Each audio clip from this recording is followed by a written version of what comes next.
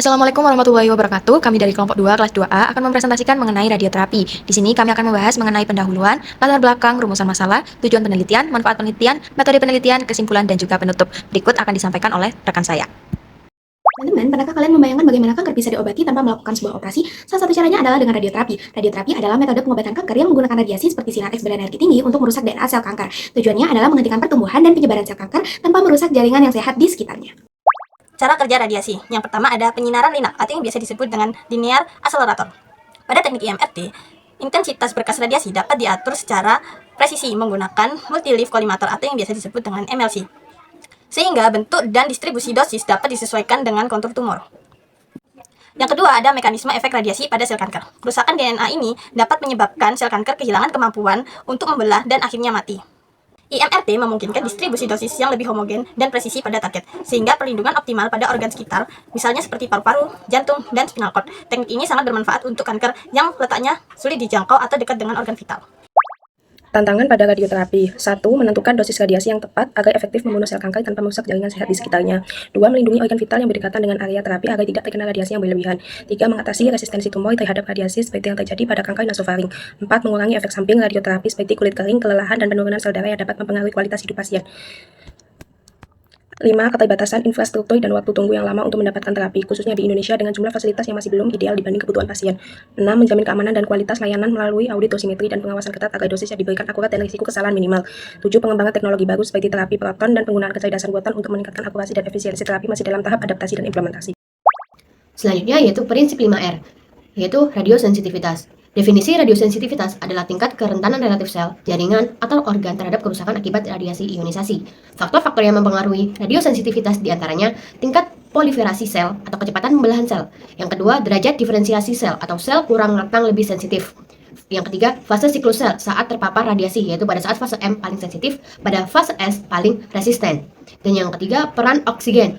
Prinsip Bergoni dan Tribondeo A, yaitu sel yang aktif membelah belum terdifferensiasi sempurna dan memiliki kapasitas regenerasi tinggi, lebih radiosensitif dibanding sel matang atau jaringan yang membelah.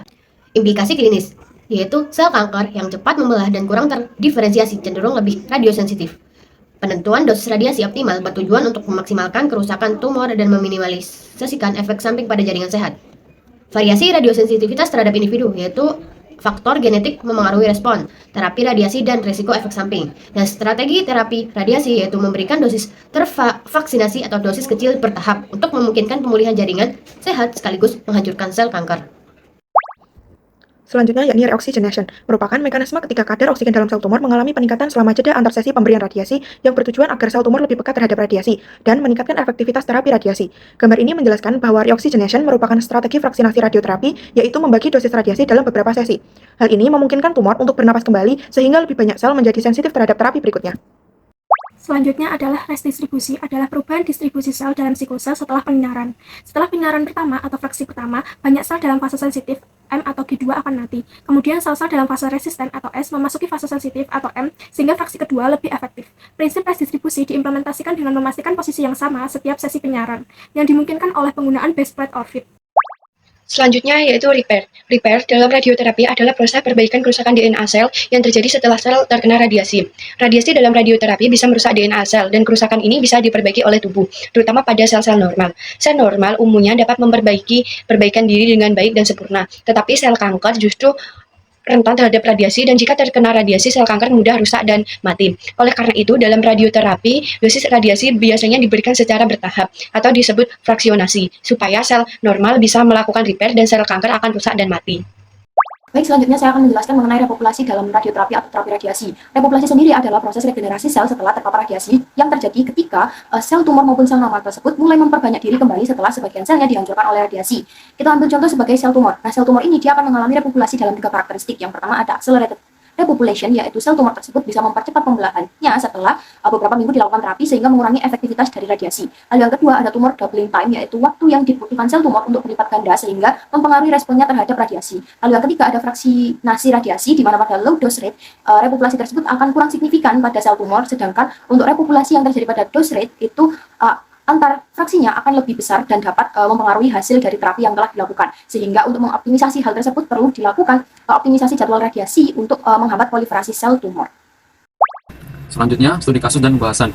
Seorang pasien wanita berusia 47 tahun didiagnosis dengan kanker payudara stadium 2A. Mengingat lokasi tumor yang berada di area dengan akses yang sulit didekati oleh teknik konvensional, tim radioterapi memilih teknik IMRT atau Intensity Modulated Radiation Therapy. Dengan posisi prone pada pasien untuk maksimalkan penyaluran dosis ke target tumor sambil melindungi jaringan atau tisu normal di sekitarnya, terutama organ-organ vital seperti jantung dan paru-paru. Untuk pembahasan, radiografi adjuvan mamae sinistra dengan 25 fraksi dan total dosis 50-60 gray, menggunakan posisi prone untuk mengurangi paparan jantung dan paru-paru. Imobilisasi dengan base plate orfit dan masker termoplastik. Verifikasi posisi dilakukan secara berkala dengan marker dan kamera hasil verifikasi posisi akurat dan risiko salah sasaran rendah. Dalam kasus ini, posisi yang stabil saat penyinaran mencegah kesalahan dosis memungkinkan jaringan normal memperbaiki kerusakan DNA lebih baik dibanding sel kanker yang kemampuan perbaikannya lemah atau repair. Selanjutnya, dengan meminimalkan kesalahan posisi memungkinkan redistribusi sel ke fase sensitif bervariasi sehingga tiap reaksi lebih efektif menghancurkan sel kanker. Kemudian, prinsip reoxygenation ini yaitu posisi prone pada radioterapi payudara meningkatkan ventilasi dan oksigenasi jaringan sehingga sel tumor menjadi lebih sensitif. Kemudian, prinsip repopulation diterapkan dengan baik melalui jadwal vaksinasi optimal, verifikasi rutin, dan delineasi target yang akurat. Terakhir yaitu prinsip radiosensitivity, posisi prone dan imobilisasi tepat meningkatkan sensitivitas sel kanker terhadap radiasi dengan dosis akurat. Kesimpulan dari presentasi ini adalah radioterapi merupakan salah satu modalitas pengobatan dalam penanganan kanker, seperti dalam kanker payudara, dengan memanfaatkan radiasi untuk merusak DNA sel kanker di luar klinik, sehingga dapat mencegah pertumbuhan serta mencegah penyebaran dari sel kanker tersebut. Keberhasilan terapi ini melibatkan pengaruh radiasi di batang sel yang disebut dengan prinsip 5R, yakni repair, distribution, inoculation, reoxygenation, serta radiosensitivitas. Dengan memanfaatkan radiasi secara optimal, sehingga dapat meningkatkan efektivitas terapi dan juga meningkatkan kualitas hidup pasien kanker. Sekian yang dapat kelompok kami sampaikan. Apabila ada salah kata, mohon maaf yang sebesar-besarnya. Wabillahi taufiq walhidayah. Wassalamualaikum warahmatullahi wabarakatuh.